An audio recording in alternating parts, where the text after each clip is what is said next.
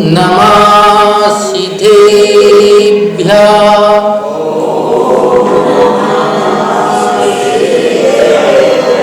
ॐ नमः सिद्धेभ्यः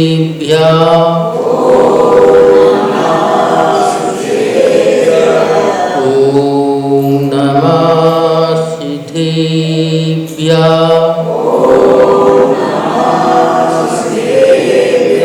आदि पुरुष आदिश जिन आदि ब्रह्म यदि सुख स्मृति में पा सकूं तुम्हें नमाऊंसी।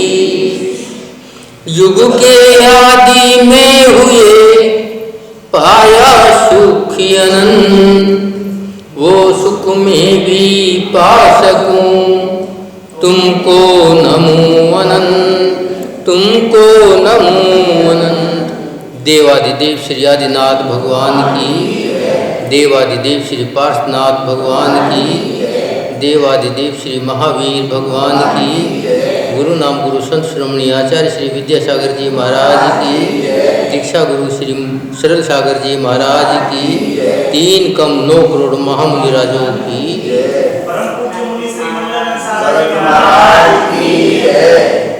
भव्य आत्मा। अभी चर्चा कर रहे थे सम्यक दर्शन के बारे में, और अभी भैया ने बताया था चेतन और आत्मा के बारे में। माता जी ने बताया था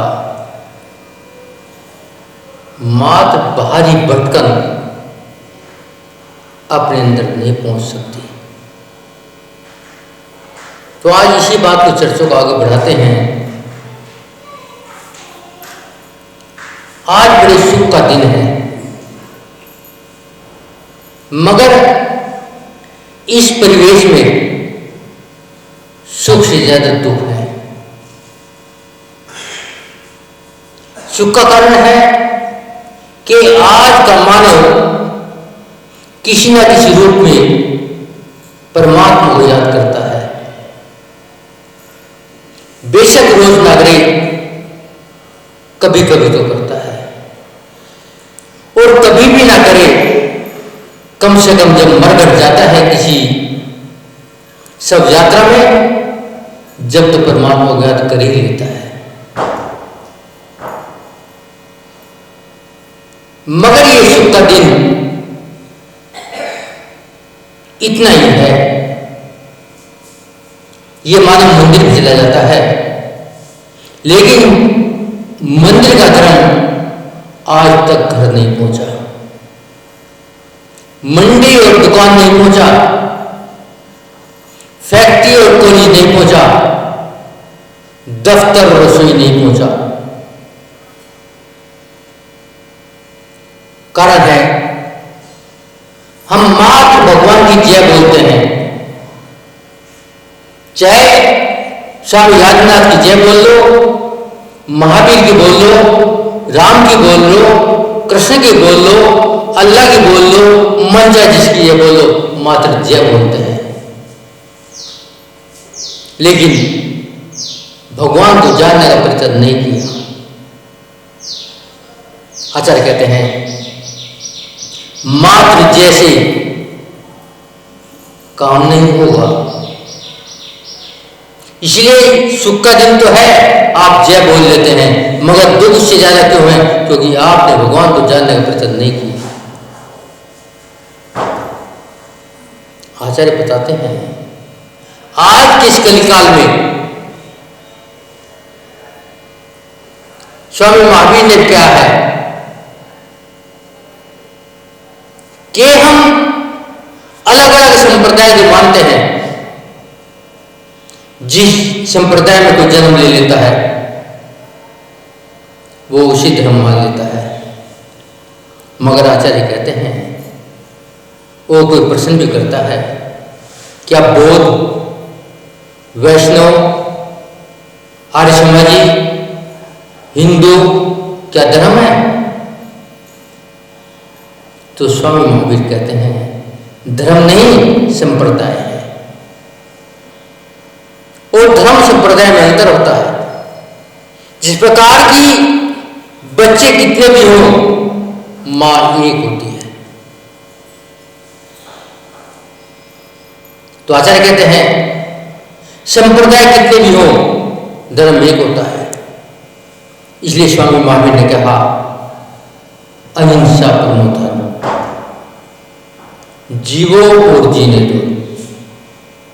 और सभी धर्म वाले ये कहते हैं मातृभाषा का लैंग्वेज का अंतर है। हमने जीवो और जीनो तो क्या है, मुसलमानों ने रहम कह दिया है, किसने करुणा कह दिया है, किसने दया कह दिया है। लेकिन धर्म ना जानने के कारण, संप्रदाय में उलझने के कारण सबने अपने अपने अर्थ लगा लिए हैं। क्योंकि आज तक धर्म को जाना नहीं,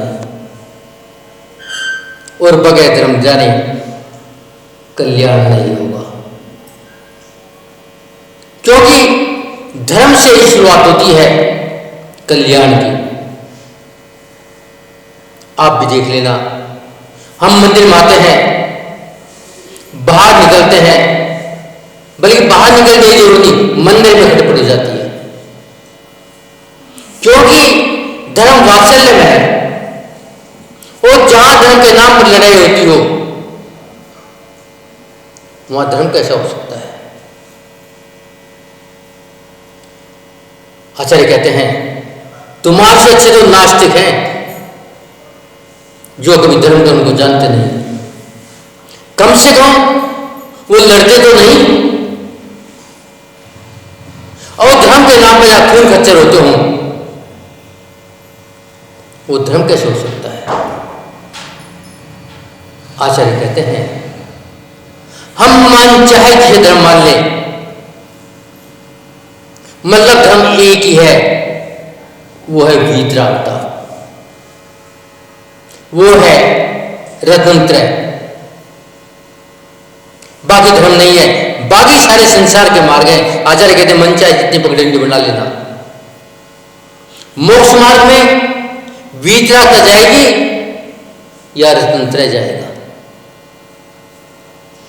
बाकी सारे रास्ते संसार के हैं, भटकेंगे वही वापस आ जाएंगे। आचार्य कहते हैं ऐसी स्थिति है कि एक व्यक्ति जंगल के रास्ते जा रहा था। अचानक उसकी पीठ में एक तीर लगा, उस व्यक्ति की चीख निकली, गिर पड़ा। जब उधर से एक संत आ रहा था, संत ने कहा तेरा तीर निकाल दूं। मगर वो व्यक्ति क्या कहता है, रुको, पहले बताओ ये तीर किसने मारा है, जाने के मारा है अनजाने में लग गया है, तीर सामान्य है या जहर का है।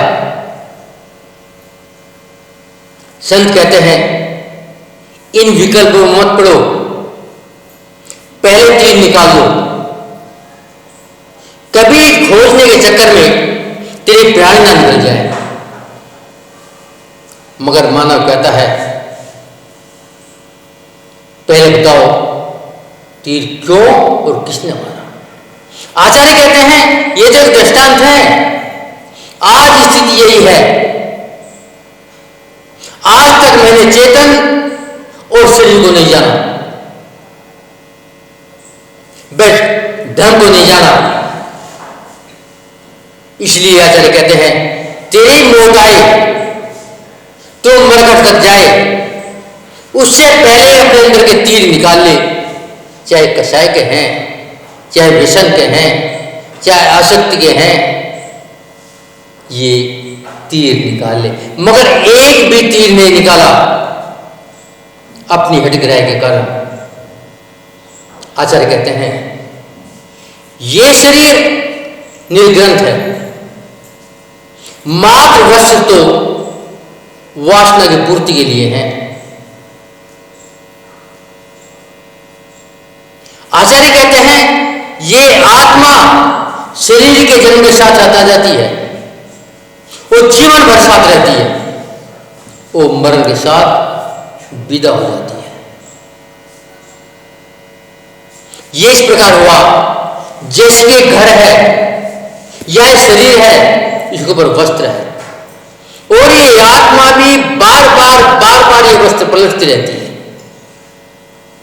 लेकिन मैं आत्मा को और शरीर को एक मानने के कारण यदि इसकी छत गिरती है तो मैं चिल्लाता हूं मैं मरा। प्लास्टर उड़ता है तो चिल्लाता है मैं मरा। आचार्य कहते हैं ये भवन है, इसमें भगवान विराजमान है, पंखा गिर जाए, छत गिर जाए, खिड़की गिर जाए, भगवान का क्या गिरेगा?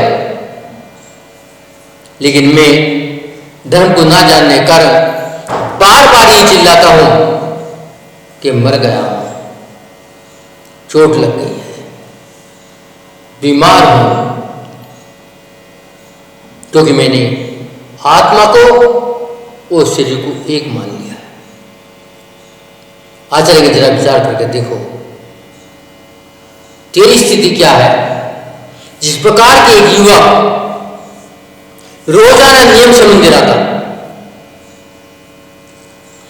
आता, घंटों भगवान की पूजा करता, भगवान का अभिषेक करता, जाप देता, आरती करता,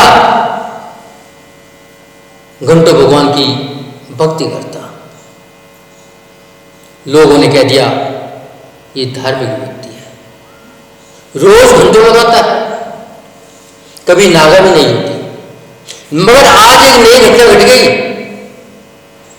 वो लड़का, वो युवक मंदिर आया, 2-3-4 घंटे रूटीन से मंदिर में लगाए और बाहर निकला, भगवान को गाली देनी शुरू कर दिया। लोगों ने सोचा क्या हो गया, अभी तो आरती करता था, अभी पूजा करता था, अभी अभिषेक करता था, अभी जाप देता था, अभी भक्ति करता था, अभी स्वाध्याय करता था, अब गाली क्यों देता है? डायरेक्ट भगवान को। सब लोग भाग के उसके पास गए, क्या हो गया, कहां गई आरती, कहां गई जाप? वो कहता मैंने सोचा था भगवान सबका ध्यान रखते हैं, मगर मैं बाहर आया, मेरी चप्पल चोरी हो गई, तो भगवान जब मेरी चप्पल का ध्यान रखते, क्या ध्यान रखेंगे? तो आचार्य कहते हैं भगवान चप्पल के चौकीदार नहीं, भगवान तो प्रवर्तिगार है। वे कहते आ जा, मेरा रास्ता पकड़ ले और मेरी जगह आ जा। जापान में एक बौद्ध मंदिर है, उस मंदिर में बड़ी सुंदर वेदी बनी है, लेकिन वेदी में कोई भगवान नहीं है। मात्र वहां पर एक हाथ का निशान बना है और अंगुली का इशारा हो रहा है। नीचे एक वाक्य लिखा है,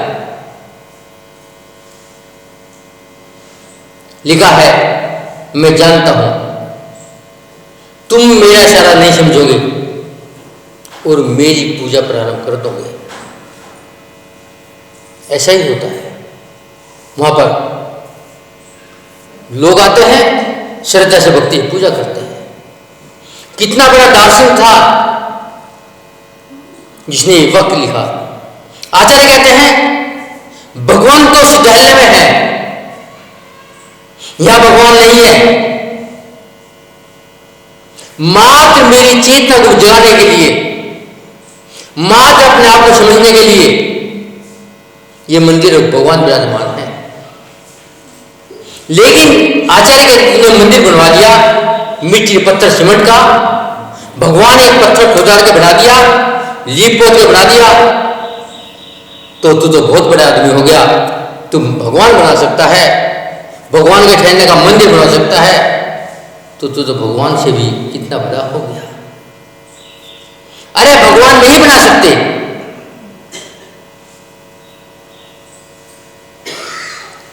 तू यदि चाहे भगवान का सारा है, मुझे देखो, मेरे कैसे कर्म करो और मेरे पास आ जाओ। सधर्म कहते हैं मेरी पूजा करो, मेरी जय बोलो, मैं तुम्हें सुख दूंगा। लेकिन स्वामी महावीर ने कभी नहीं कहा। उन्होंने कहा मेरा इशारा समझो, जो रास्ता मैंने पकड़ा है वो रास्ता आप पकड़ो। वो जा मैं अनंत सुख के लिए बैठा हूं, तुम भी आकर बैठ जाओ। बात यही कारण है आज तक मेरे धर्म को जानने का प्रयत्न नहीं किया, और मैं अनादिकाल से आज तक मात्र मिथ्यात्व के कारण, मात्र समझ ना जानने के कारण, क्योंकि मैंने आज तक धर्म को जानने का प्रयत्न नहीं किया, मात्र जय जय बोलता रहा। अब आचार्य कहते हैं आज के जय बोलने का कोई लाभ नहीं है। आचार्य कहते हैं स्वाध्याय करना आसान है, मंदिर बनवाना आसान है, पूजा करनी आसान है, लेकिन उनके अनुसार चलना मुश्किल है। जब तक उनके अनुसार नहीं चलोगे सम्मत नहीं होगा। पूजा, विधान, अभिषेक, स्वाध्याय ये मात्र निमित्त कारण है, और मैं निमित्त कारण को भगवान मान लूं, आचार्य के लिए मिथ्यात्व है।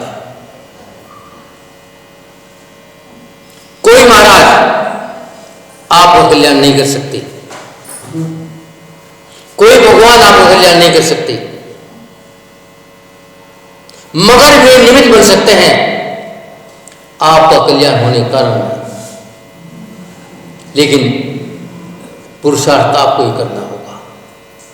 मगर आप तो वो तीर नहीं निकलवाना चाहते, तीर किसने मारा है उसी खोज करना चाहते हैं। तो आचार्य कहते हैं हे भोले मानव, पहले समझ जाए, देख ले, जान ले कि कहीं ये तेरे प्राण न निकल जाए और कोई संप्रदाय के चक्कर में दुर्गति का पात्र न हो जाए। पहले अपने तीर निकाल ले, चाहे वो कषाय के तीर हैं, व्यसन के तीर हैं, चाहत के तीर हैं, आसक्ति के तीर हैं, लेकिन एक भी तीर नहीं निकाला। बस इस चक्कर में रहा, ये तीर किसने मारा, मेरा अपमान किसने किया। आचार्य कहते हैं सम्मान अपमान छोड़ दे। जब भरत चक्रवर्ती शिला पर नाम लिखने गया, जगह नहीं मिली। अब पहले अहंकार था मैं ही पहला चक्रवर्ती हूं। भरत बाहुबली का झगड़ा हो गया, तीनों युद्ध में बाहुबली जीत गए। उसके बाद भी चक्र चल गया। कितनी भारी आसक्ति थी, कितनी भारी राज की चाह थी, लेकिन बाहुबली को नींद खुल गई, वेद विज्ञान हो गया।